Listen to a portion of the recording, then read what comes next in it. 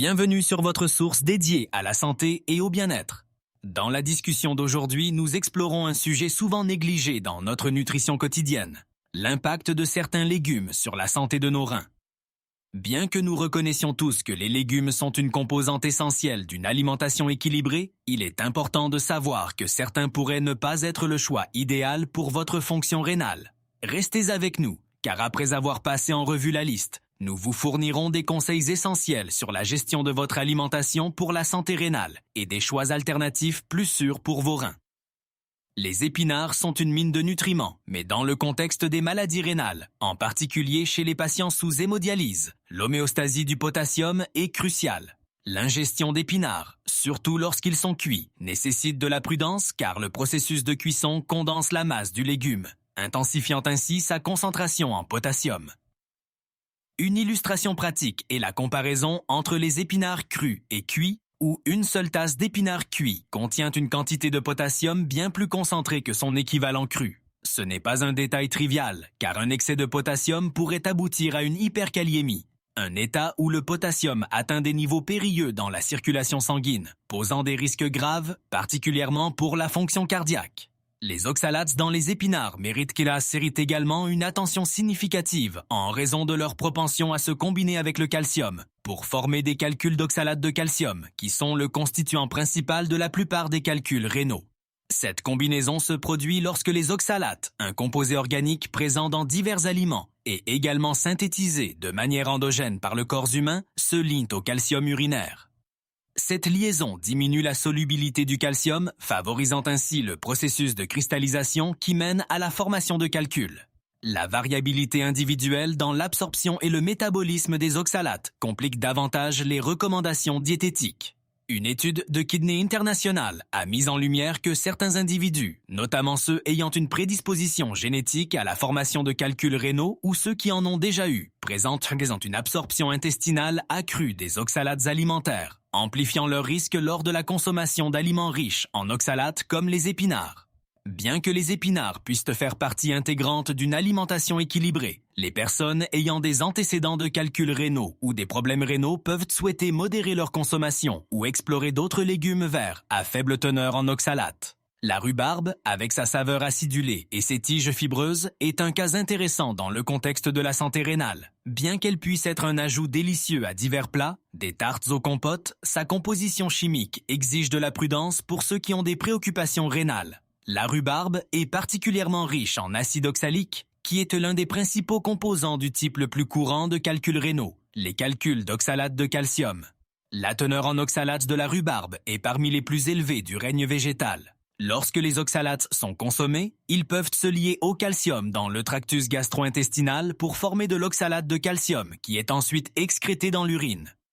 Chez les individus ayant une fonction rénale saine, cela ne pose généralement pas de problème. Cependant, chez ceux souffrant de maladies rénales ou ayant une propension à la formation de calculs, les niveaux élevés d'oxalates peuvent augmenter considérablement le risque de développement de calculs. Une étude publiée dans le Clinical Journal of the American Society of Nephrology a suggéré que les patients ayant des antécédents de calcul d'oxalates, en particulier de calcul d'oxalate de calcium, devraient limiter leur consommation d'aliments riches en oxalates comme la rhubarbe. De plus, la rhubarbe contient également des anthraquinones qui ont un effet laxatif. Bien que cela puisse contribuer à ses bienfaits pour la santé en favorisant la régularité intestinale, il existe un inconvénient potentiel pour la santé rénale. Une consommation excessive d'anthraquinone peut entraîner de la diarrhée, ce qui peut causer une déshydratation. La déshydratation, à son tour, peut exacerber les problèmes rénaux en concentrant davantage l'urine et en facilitant potentiellement la formation de calculs. La blette, avec ses feuilles vibrantes et son riche profil nutritionnel, présente une dichotomie pour la santé rénale en raison de ses constituants notables, le potassium et les oxalates. Le potassium, un minéral essentiel pivot pour les fonctions cellulaires, est abondant dans la blette. Bien qu'il soit bénéfique pour beaucoup, la régulation de ce minéral devient compromise dans les pathologies rénales. Les reins, affaiblis dans des conditions telles que la maladie rénale chronique, MRC, échouent à maintenir l'homéostasie du potassium, pouvant évoluer vers une hyperkaliémie, un déséquilibre électrolytique sérieux avec des ramifications cardiaques. Des recherches soulignées dans l'American Journal of Kidney Diseases préconisent une gestion méticuleuse du potassium dans les régimes rénaux pour éviter de tels résultats indésirables. Les oxalates, que la blette contient en quantité significative, sont des composés organiques qui peuvent se cristalliser sous forme de calculs rénaux. Ces composés ont une affinité pour se lier au calcium, formant de l'oxalate de calcium, le cœur de la plupart des calculs rénaux. Le Journal of the American Society of Nephrology élucide que les oxalates alimentaires sont un facteur de risque modifiable pour les personnes sujettes aux calculs, suggérant que les individus ayant des antécédents de calculs liés aux oxalates pourraient avoir besoin de modérer leur consommation de blettes. Les méthodes de préparation de la blette peuvent altérer son impact sur la santé rénale. L'ébullition peut réduire les niveaux d'oxalates, car ces composés sont solubles dans l'eau et peuvent s'infiltrer dans l'eau de cuisson. Cependant, la teneur en potassium peut devenir plus concentrée si la blette n'est pas bouillie ou si l'eau de cuisson est censée être conservée. Cet aspect nuancé de la préparation des aliments souligne l'importance des techniques culinaires dans les modifications diététiques pour la santé rénale. Pour résumer, les bienfaits de la blette pour la santé dépendent du contexte, où son inclusion dans un régime rénal doit être soigneusement calibrée. Bien qu'elle reste une mine de nutrition, sa consommation devrait être adaptée au profil rénal de l'individu, en équilibrant le besoin de nutriments essentiels par rapport au risque d'exacerbation des conditions rénales. Les pommes de terre, et particulièrement leur peau, sont un aliment de base dans de nombreux régimes, mais elles représentent une préoccupation particulière pour les personnes souffrant de problèmes de santé liés aux reins en raison de leur teneur importante en potassium qui est particulièrement concentrée dans leur peau. La couche externe des pommes de terre, la peau, n'est pas seulement riche en fibres, mais sert également de réservoir pour divers minéraux, dont le potassium. La concentration de potassium dans la peau des pommes de terre est notablement plus élevée que dans la chair seule. C'est une considération critique pour ceux dont la fonction rénale est compromise, car les reins sont responsables du maintien de l'équilibre électrolytique, y compris la régulation des niveaux de potassium.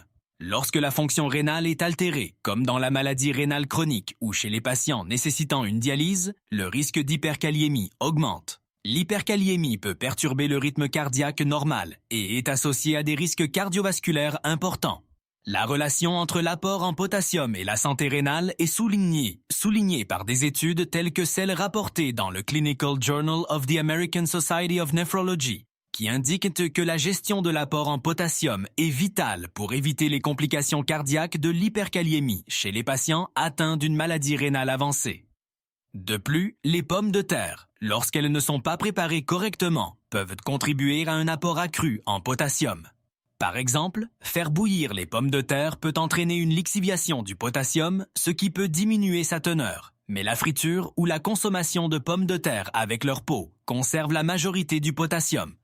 Ce facteur de préparation est essentiel dans la planification diététique pour les individus ayant des préoccupations rénales, où la méthode de cuisson des pommes de terre peut faire une différence significative dans la charge de potassium alimentaire.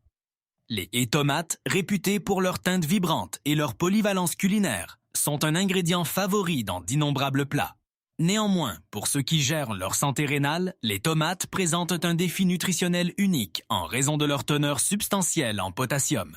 Le potassium est un minéral essentiel crucial pour l'équilibre hydrique, la signalisation nerveuse et la contraction musculaire. Cependant, dans le paysage de la santé rénale, l'apport en potassium nécessite une régulation méticuleuse, car les reins compromis ont une capacité réduite à filtrer et à excréter l'excès de potassium. Cela peut conduire à une hyperkaliémie, caractérisée par des niveaux élevés de potassium dans le sang, ce qui peut précipiter de graves complications cardiovasculaires, y compris des arythmies.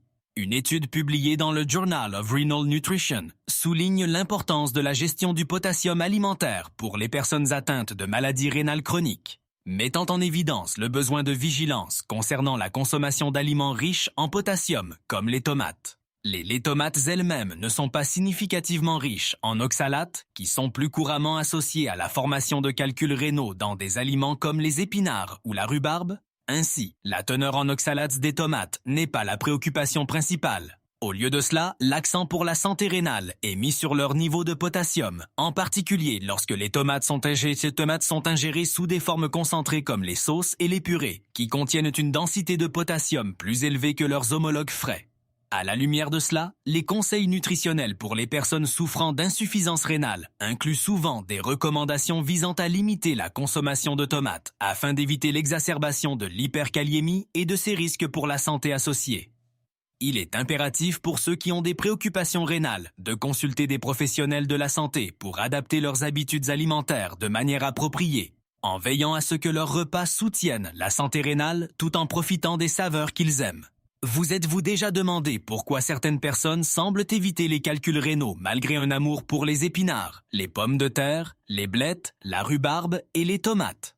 Il y a un secret murmuré dans les couloirs de la science de la nutrition qui pourrait piquer votre curiosité.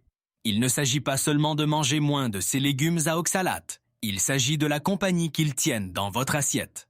La présence discrète de produits laitiers comme le yaourt ou le lait lors de votre repas peut changer la donne. Ces délices laitiers ont une liaison clandestine avec les oxalates, s'associant à eux de manière à empêcher leur accumulation sous forme de calculs rénaux.